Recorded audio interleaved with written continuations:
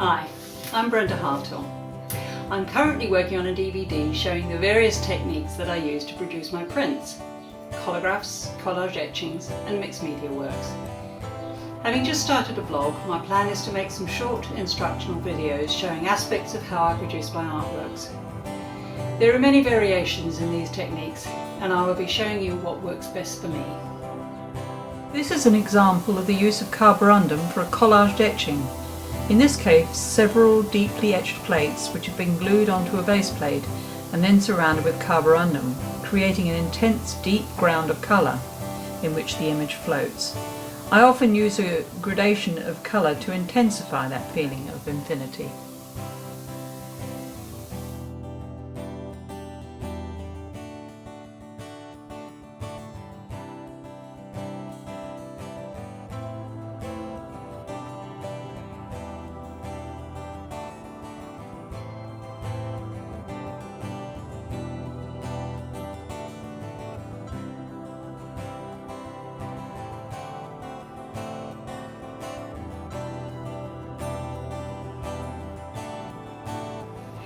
This is the Carborundum that we use for sprinkling onto plates to get a nice dark area.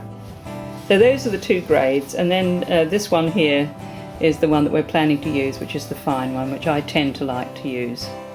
So we need to put that into 2 layers of scrim and just shake that. The whole lot really can go in there. And now Dawn's just gathering that together to make a useful kind of shaking thing. You can put it into a sieve if you like, but we tend to do it this way, and it means that once you've used it and shaken it on, you can actually then put it back into the shaker and it will sieve out any. Okay, and so now what we're doing is we're going to put some waterproof PVA on, and I've just got a very simple design here marked out on the cardboard. This is just ordinary cardboard, and you have to put it on quite thickly. If I want to cover the whole area, I will do it really, get it on as quickly as possible, because of course once you start putting it on, it starts to dry. You want to keep it as moist and fluid as possible. I'm just trying to very lightly follow along that line there.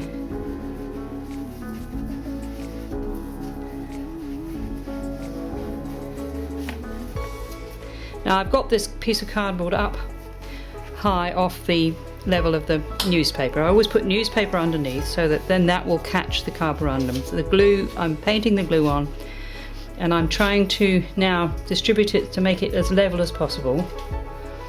And I will leave it for a minute or two to find its own level. And I've put the main lot on with a big brush, and then if I want to just say get that corner filled in, I'll do it with a smaller one. So that area there now is ready to sprinkle, but I'll just leave it for a few more minutes so that it will find its own level, and then it'll be a nice pure flat shape. Now you can also use these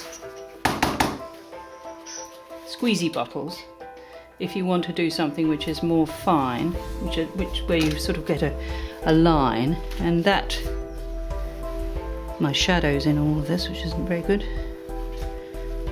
So you can actually draw with it, and in this case it's quite a simple drawing, but you can also be quite free with it.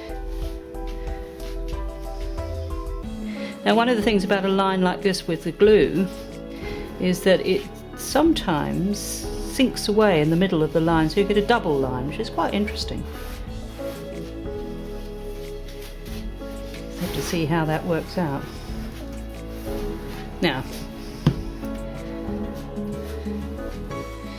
what I'm going to do is straight away now, this has kind of now flowed into a reasonable sort of flat shape. So I'm now going to reach over and get the Carborundum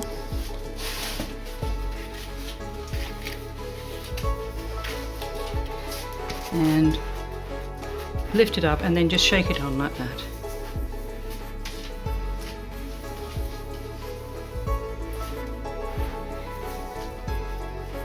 Now what will happen is that in a minute or two you'll see there will be wet bits coming through, so you need to watch it.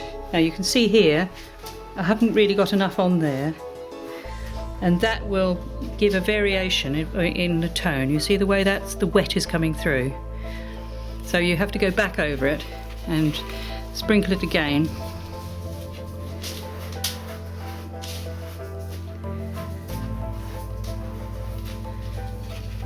And that'll be now ready, and you just have to wait for quite a long time for that to dry. Carborundum is a small but important part of the Collagraph repertoire. Here the Carborundum lends a weight and richness to the image, as well as its capacity for intensifying sculptural form and texture.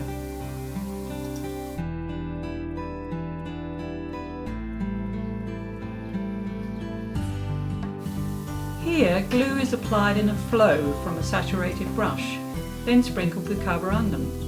Layers are built up, making a dynamic image, finished with white flowing lines using the metal paint, Hammerite.